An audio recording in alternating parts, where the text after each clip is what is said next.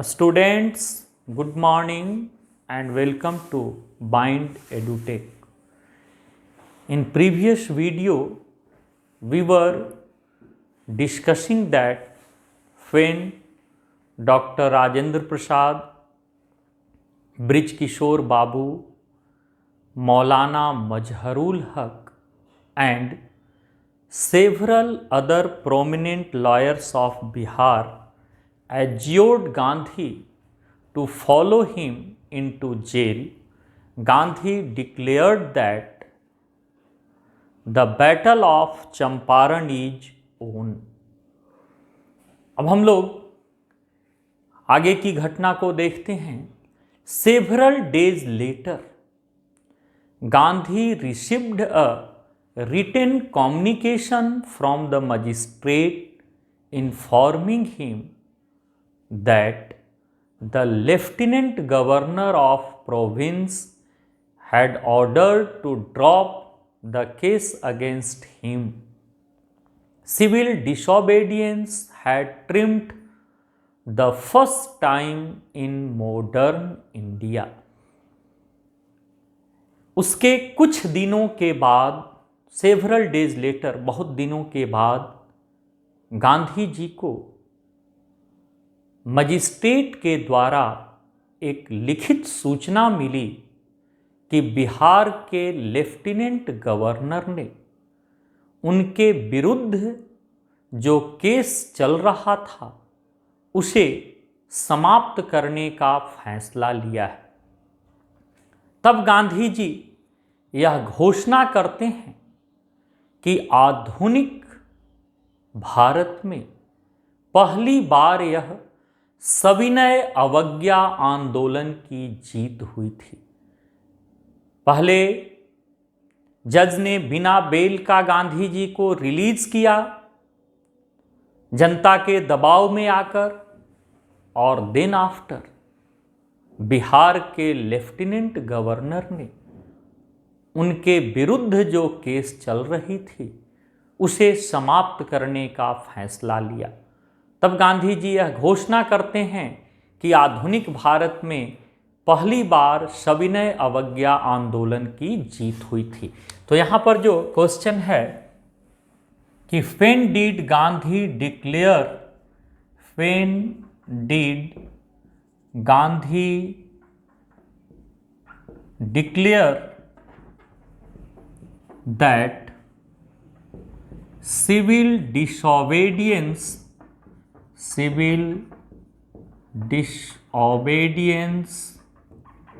had trimmed the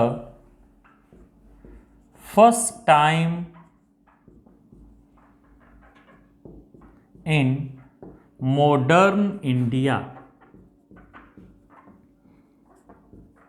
Gandhi ji कब घोषणा किए कि आधुनिक भारत में पहली बार सविनय अवज्ञा आंदोलन की जीत हुई थी? तो when Gandhi received a written communication from the magistrate that the lieutenant governor of Bihar had ordered to drop the case against him, then Gandhi declared that civil disobedience had trimmed the first time in modern India. अभी तक गांधी जी किसानों की कोई मदद नहीं कर पाए. अभी तो स्वयं वे उलझे हुए थे. अब यहाँ पर गांधी जी फ्री हो जाते हैं. अब हम लोग देखेंगे कि कैसे वो किसानों की मदद जो है वो करते हैं. Gandhi and the lawyers now proceeded to conduct a far-flung inquiry. Gandhi ji और उनके वकील दोस्त दूर दराज के गांवों में जाकर और शिकायतें दर्ज करना शुरू किए.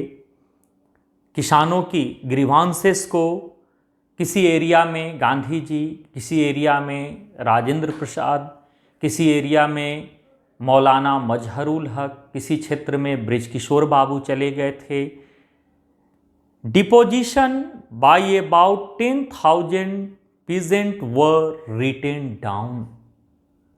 10,000 किसानों ने अपनी अपनी शिकायतें दर्ज करवाई. And notes made on other evidence, दूसरे साक्ष्यों पर नोट्स बनाए गए. डॉक्यूमेंट्स वर कलेक्टेड, कागजात एकत्रित किए गए थे. The whole area throbbed with the activity of investigators and the vehement protest of the landlords. पूरा क्षेत्र जांचकर्ताओं की गतिविधियों से भरा पड़ा था और विहमेंट मतलब जबरदस्त, और उतना ही जबरदस्त विरोध हो रहा था. किसके द्वारा? अंग्रेज जमींदारों के द्वारा. जो भी किसान शिकायतें दर्ज करवाते थे, अंग्रेज जमींदार और उनके जो गुर्गे होते थे, उन किसानों पर बेइंतहा जुल्म ढाते थे. इसके बावजूद भी 10,000 किसानों ने अपनी अपनी शिकायतें दर्ज करवाई. In June Gandhi was summon to Sir Edward Gait the lieutenant governor. जून के महीने में गांधी जी को बिहार के lieutenant governor Sir Edward Gait, who was Sir Edward Gait? तो he was the lieutenant governor of Bihar. उस समय बिहार के जो तत्कालीन लेफ्टिनेंट गवर्नर थे सर एडवर्ड गेट, उन्होंने जून के महीने में गांधी जी को बात करने के लिए बुलाया. ऐसा नहीं कि वो बुलाए और गांधी जी तुरंत चले गए. सबसे पहले गांधी जी क्या करते हैं? Before he went he met leading associate and again laid detailed plans for civil disobedience if he should not return. Gandhi ji sir Edward Gait के पास जाने से पहले अपने सारे अग्रणी जो उनके सहयोगी थे, उन सहयोगियों से मिलकर विचार विमर्श किए कि अगर हम लौट कर नहीं आए तो तुम लोग इस सविनय अवज्ञा आंदोलन को किस तरह से आगे बढ़ाओगे. गांधी जी को ये डर था कि हो सकता है कि जा रहे हैं तो लौट कर ना आए, क्योंकि देखिए उस समय बहुत बार ऐसे कंडीशन होते थे कि जब जनता के बीच से उनके नेता को गिरफ्तार करना मुश्किल हो जाता था, तो अंग्रेज अधिकारी अपने कोठियों पर उन नेताओं को बुलाया करते थे बात के बहाने, और वहीं पर नज़रबंद कर देते थे और पूरे शहर में पहले से सेना उतार दी जाती थी ताकि दंगा नहीं भड़के. तो गांधी जी को इस बात का संदेह था कि हो सकता है कि बात के बहाने बुला करके और उनको नज़रबंद किया जा सके. इसीलिए गांधी जी पहले ही आंदोलन की पूरी रूपरेखा तैयार कर दिए, ड्राफ्टिंग. देन आफ्टर वो मिलने के लिए जाते हैं सर एडवर्ड गेट से. लेकिन सर एडवर्ड गेट जो उस समय बिहार के लेफ्टिनेंट गवर्नर थे, वो उदार हृदय के व्यक्ति थे. बहुत सारे उस समय उन्होंने बिहार में रचनात्मक काम भी किए थे. अब देखिए आगे की घटना. Gandhi had 4 protracted interviews with the lieutenant governor, who as a result appointed an official commission of inquiry into the indigo sharecroppers situation. The commission consisted of landlords, government officials and Gandhi as the sole representative of the peasants.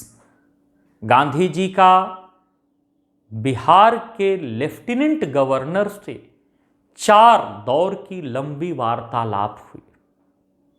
उस 4 दौर के लंबे वार्तालाप का क्या outcome निकला, क्या result हुआ? तो परिणाम स्वरूप बिहार के लेफ्टिनेंट गवर्नर ने नील की खेती करने वाले किसानों की शिकायतों को देखने के लिए एक जांच आयोग गठित करने का आदेश दिया। उस जांच आयोग में किसको शामिल किया गया?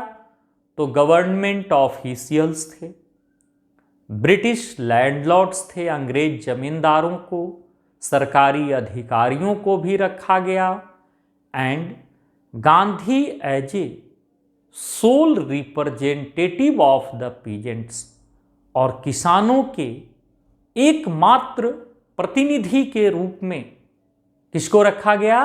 गांधी जी को। तो यहां पर जो इस पैराग्राफ से जो क्वेश्चन है कि what was the outcome of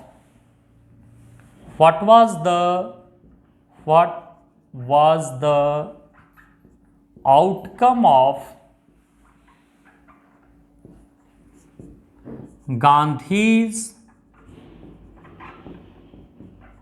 4 protracted interviews with the Lieutenant Governor of Bihar. Gandhi ji का बिहार के लेफ्टिनेंट गवर्नर से जो 4 लंबी वार्तालाप हुई, उसका क्या परिणाम निकला? तो क्या लिखेंगे answer? Gandhi had 4 protracted interviews with the lieutenant governor of Bihar sir Edward Gait, who as a result appointed an official commission of inquiry to look into the grievances of indigo sharecroppers. The commission consisted government officials, British landlords, and Gandhi as a sole representative of the peasants. That would be the answer of this question. Gandhi remained in Champaran for an initial uninterrupted period of 7 months and then again for several shorter visits.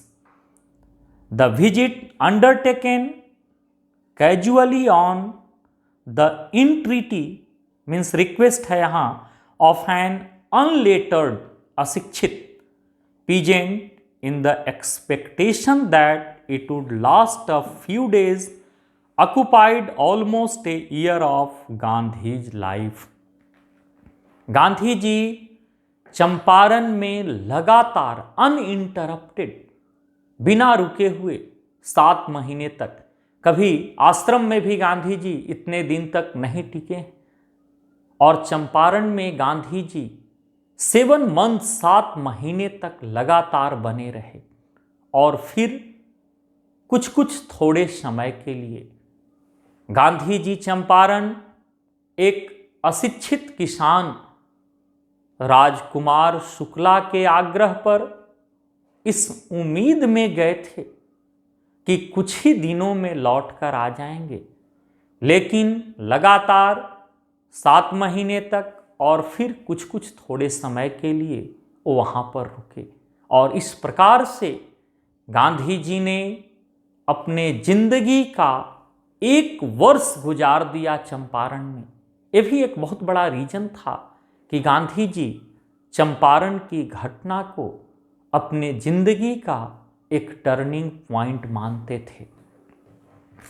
The official inquiry assembled a crushing mountain of evidence against the big planters, and when they saw this, they agreed in principle to make refunds to the peasants but how much must we pay, they asked Gandhi.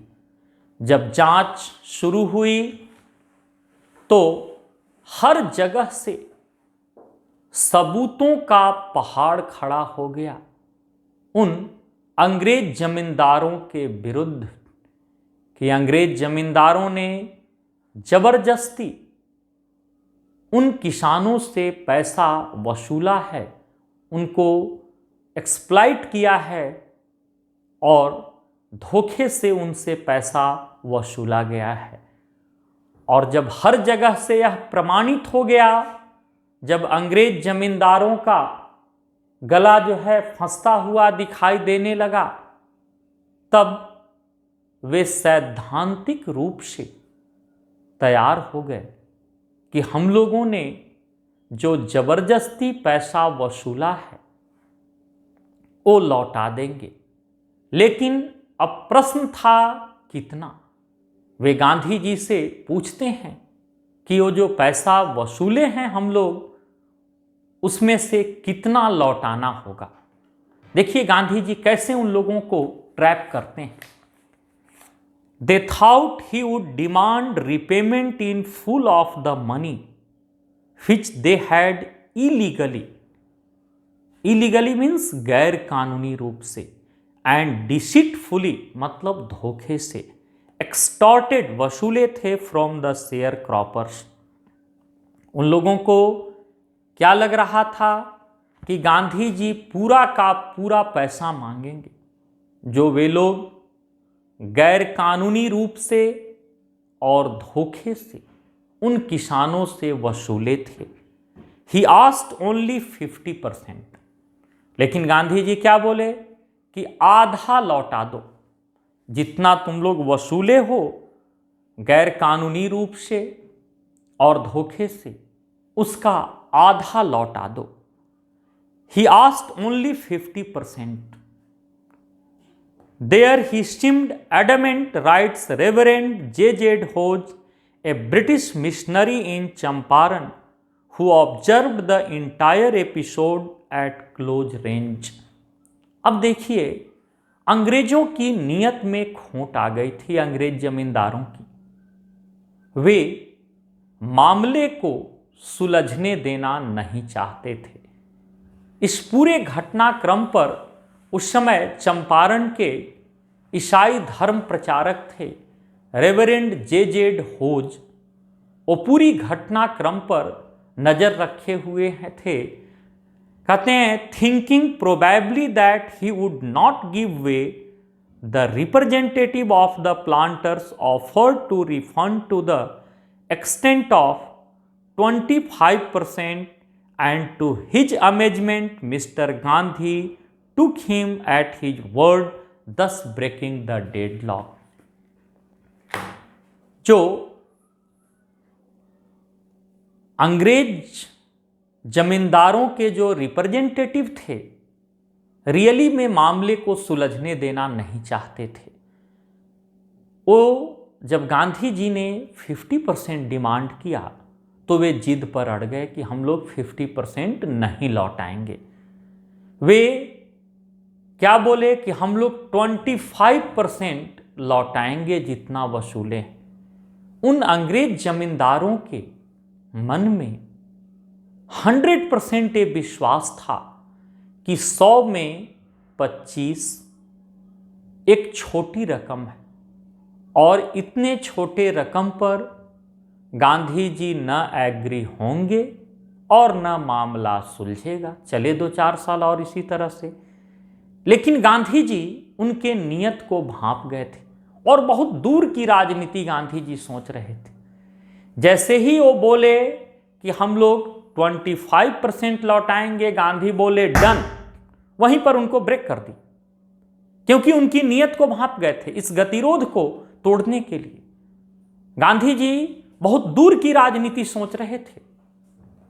उनका मानना था कि पैसे की रकम महत्वपूर्ण नहीं है, वो पैसे के साथ अपने प्रेस्टीज को भी लौटा रहे हैं, और एक बार अगर वो झुके तो टूट जाएंगे। कितना लौटा रहा था वो महत्वपूर्ण नहीं था, वो उनके सामने झुक रहे थे, दैट वॉज वेरी इंपॉर्टेंट। देखिए, दुनिया में आत्म स्वाभिमान से बढ़कर कोई भी बड़ी चीज नहीं होती, और गांधी जी इस चीज को रियलाइज कर रहे थे कि एक बार अगर वो झुके तो स्वाभाविक रूप से वो टूट जाएंगे। जैसे आप सपोज कीजिए कि किसी व्यक्ति से आप धौंस दिखा करके जबरदस्ती उसके पैकेट से 400 रुपए निकाल लिए, और अगले दिन उसके पास झुक करके हाथ जोड़कर लौटा रहे हैं कि गलती हो गया, आगे से ऐसा नहीं करेंगे, लेकिन अब मेरे पास एक ही 100 रुपए बचा हुआ है, इसको तुम रख लो। तो आप कितना लौटा रहे हैं यह महत्वपूर्ण नहीं है, महत्वपूर्ण यह है कि आप उसके आगे झुक रहे हैं। तो दूसरी बार से आपके अंदर ये मोरलिटी नहीं रहेगी कि आप उससे नजर मिला करके बातें कर सकें। जैसे अगर कोई किसी मोहल्ले का बॉस है, दादागिरी उसकी चलती है, जिधर से निकल रहा है लोग सलामी ठोंक रहे हैं, अगर उसी मोहल्ले में उसकी बेइज्जती हो जाए तो चाहेगा ना कि रातों रात यहां से कैसे बुढ़िया बिस्तर समेट कर हम चले जाएं। तो वही बात गांधी जी सोच रहे थे। और दूसरा कि गांधी जी भांप गए थे कि वे मामले को सुलझने देना नहीं चाह रहे थे, इसलिए इस गतिरोध को तोड़ने के लिए 100 में 25 एक छोटी रकम थी, फिर भी गांधी जी तैयार हो जाते हैं। This settlement was adopted unanimously. Unanimous मतलब सर्वसम्मति से। तो उस कमीशन में कौन कौन थे? ब्रिटिश ऑफिसर्स थे, लैंडलॉर्ड्स थे, and Gandhi as a sole representative of the peasants. तो सर्वसम्मति से 25% की वापसी को मान लिया गया। Gandhi explained that the amount of the refund was less important than the fact that the landlords had been obliged to surrender part of the money and with it part of their prestige। Gandhi ji व्याख्या करते हैं कि पैसे की रकम कम महत्वपूर्ण थी इस तथ्य से कि वे पैसे के साथ साथ अपनी प्रतिष्ठा को भी लौटा रहे थे। Therefore, as far as the peasants were concerned, जहां तक किसानों का प्रश्न था, the planters had behaved as lords above the law. उन किसानों के सामने अंग्रेज अधिकारी अपने आप को भगवान के जैसा पेश करते थे, व्यवहार करते थे। जब अंग्रेज जमींदारों की बग्घी घोड़ा गाड़ियां जब गुजरती थी तो उन भारतीय किसानों को एक पांव पर खड़ा होकर इस तरह से हाथ जोड़ करके रहना पड़ता था, तब तक जब तक कि वो दिखाई पड़ते रहे। और अगर ऐसा नहीं करते थे तो उनके गुर्गे लोहे के चाबुक से मार करके उनके स्किन को बाहर कर देते थे, और उसी के सामने वो झुक करके पैसा लौटा रहे थे। कितना लौटा रहे थे डजंट इंपॉर्टेंट, वो झुक रहे थे।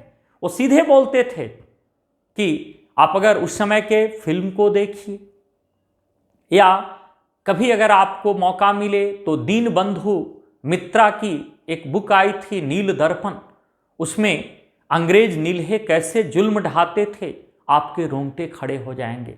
वो सीधे बोलते थे। उन लोगों की हिंदी जो है वो अजीब टाइप की होती थी कि मैं ही तेरा भगवान हूं, मैं जहां से बोलता हूं नियम शुरू हो जाता है, और जहां पर टुप हो गया नियम खत्म हो जाता है। तेरा दूसरा कोई भगवान नहीं, मैं ही तेरा भगवान हूं। और उसके सामने वो झुक कर पैसे लौटा रहे थे। कितना लौटा रहे थे ये महत्वपूर्ण नहीं था। दूसरी ओर उन किसानों का मनोबल बढ़ रहा था। आज तक उन्होंने खोया था, कभी कुछ पाया नहीं था। As far as the peasants were concerned they learn courage, उनका मनोबल बढ़ रहा था that he had right and defenders, कि उनके भी कुछ अधिकार हैं और उन्हें भी बचाने वाले लोग हैं। इसलिए गांधी जी, ये बहुत ही इंपॉर्टेंट क्वेश्चन है कि 100 में 25 एक छोटी रकम थी, फिर भी गांधी जी क्यों एग्री हो जाते हैं 25% रिफंड पर। तो अगर एक लाइन में कहें टू ब्रेक द डेडलॉक, लेकिन अगर हम उसको एक्सप्लेन करेंगे तो देखिए, why did Gandhi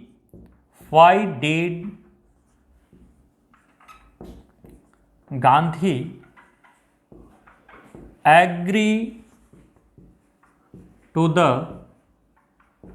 settlement of 25% refund to the peasants,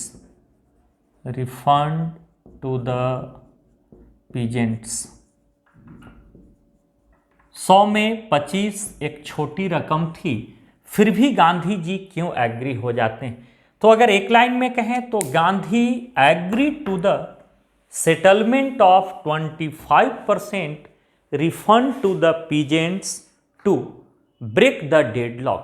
Gandhi had realized, Gandhi ji क्या महसूस कर चुके थे कि the British landlords wanted to prolong or linger the matter. Gandhi had already realized that the British landlords wanted to prolong or linger the matter. So, to break the deadlock, इसलिए इस गतिरोध को तोड़ने के लिए Gandhi agreed to the settlement of 25% refund to the peasants. He explained that, Gandhi ji ने क्या व्याख्या किया कि the amount of the refund was less important than the fact that the landlords were obliged to surrender the part of money and with it part of their prestige. Gandhi ji कहते हैं कि पैसे की रकम कम महत्वपूर्ण थी इस तथ्य से कि ब्रिटिश लैंडलॉर्ड्स पैसे के साथ साथ अपनी प्रतिष्ठा को भी लौटा रहे थे। On the other hand it would enhance the courage of the peasants. दूसरी ओर यह किसानों के मनोबल को भी बढ़ा रहा था। Events justified Gandhi's position. Within a few years, the British planters abandoned their estates, which was reverted to the peasants, and indigo sharecropping disappeared. बाद की घटनाएं गांधी जी के बातों को बिल्कुल सच साबित कर देती है। देखिए, अंग्रेजों पर दोहरा मार पड़ा। एक तो जर्मनी ने सिंथेटिक इंडिगो का आविष्कार करके उनकी कमर तोड़ दी थी, उनके मोनोपोली को समाप्त कर दिया था, और जब उनके स्वाभिमान पर झटका लगा, चोट पहुंची, तो वे वहां ठहर नहीं पाए। कुछ दिनों के अंदर ही जो ब्रिटिश लैंडलॉर्ड्स थे, नील्हे अपने कोठियों को छोड़कर और वहां से चले गए, और वो सारी जमीन फिर से रिवर्ट मतलब लौटा दी गई उन किसानों को। और इस प्रकार से इंडिगो शेयर क्रॉपिंग, जो कि चंपारण के किसानों के लिए एक अभिशाप थी, वो सदा सदा के लिए समाप्त हो जाती है। और गांधी जी ने बिना किसी हिंसक गतिविधियों में हिस्सा लिए हुए चंपारण के किसानों को एक सम्मानजनक अधिकार दिलाया, तो यहाँ पर जो प्रश्न होगा कि how did the episode how did the events justify Gandhi's position? या अगर क्वेश्चन रहे कि how did the episode change the plights means दुर्दशा, plights of peasants. क्या लिखेंगे? Events justified Gandhi's position. The episode means which episode? The Champaran episode proved a boon for the peasants. Within a few years, the big planters abandoned their estates, which was reverted to the peasants, and indigo sharecropping, which was a curse for the peasants, disappeared forever. तो गांधी जी जिस उद्देश्य से गए थे वो पूरा कर लिए, लेकिन गांधी जी कभी भी अपने आप को राजनीतिक और आर्थिक आज़ादी से या उस सॉल्यूशन से संतुष्ट नहीं कर पाते थे. अब हम लोग देखेंगे गांधी जी का वहाँ पर कंस्ट्रक्टिव वर्क को अगले वीडियो में. थैंक्स.